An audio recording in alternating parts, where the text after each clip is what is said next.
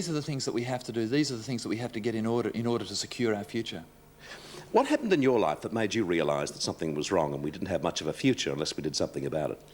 Well, I think it sort of came to me when I was about 14 or 15, and I sort of did a bit of a projection on motor cars. You know, I thought, at the time, you know, I grew up in a family where there was one car, you know, and when we got it, we hung on to it for 10 years. It was an old Holden, and we were terribly proud of it, and, you know, it was driven occasionally. It wasn't driven all the time because you couldn't afford it.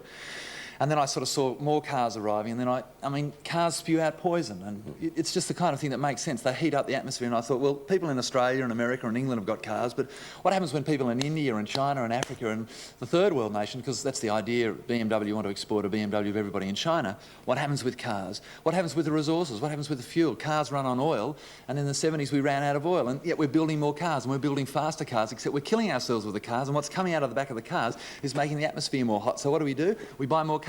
I mean, it's that kind of sort of, the only way you can measure how successful a society is by whether you've got a new car and 2 or 3 of them. And in fact, what the cars are doing is killing the potential that people have to survive. So it was just one of those things about sort of cars, I guess. Peter, I'd like to ask you, given the success of the Greenies down in Tasmania, and also that you've almost got into Parliament yourself, and obviously with this new job, you won't have time this time around to